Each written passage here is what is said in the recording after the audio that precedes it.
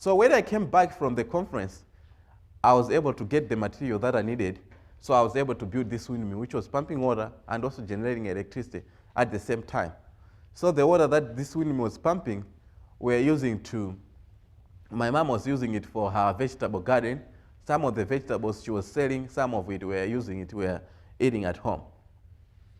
So there were a lot of things that started after I went to the conference, new stuff.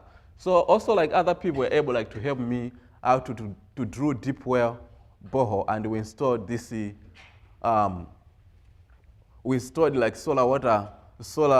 solar water pump, and it pumps water put up in this tank, and everybody in the village can come get water for free at any time. This has reduced the time that most women and girls spend just going to fetch water. They can just go there and get water. It's the only running water.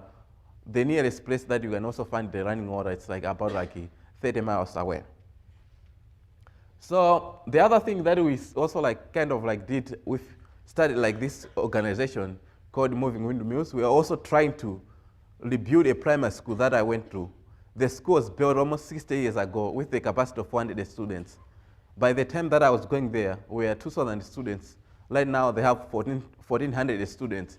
So the classes, they are not in good shape, and they are also not enough. So far, we have managed to build 4 classroom blocks. Each block has has 2 classes. So students, they are able to learn in a good learning environment.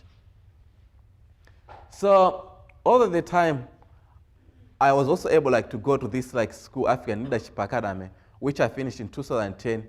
And then after I finished, I joined Dartmouth College.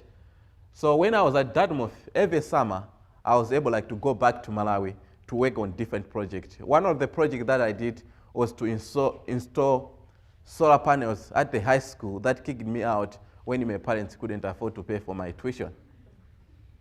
So these solar panels, we installed it so that they can have electricity. The idea was that if we can have electricity, we can be able to have computers and projectors. The school doesn't have enough resources.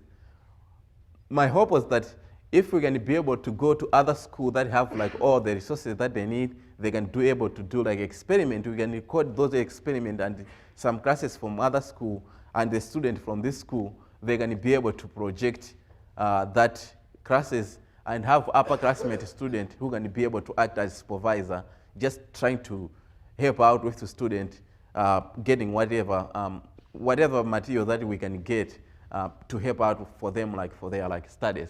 So we are able to install this computers, and we also created a local network using this device called e-greenery. It's kind of external hard drive, but that has so many academic information that students, they can be able to access via Wi-Fi. It's you are online, but you are not real online behind. It's just a local network within the area. So now the students, they are able to use.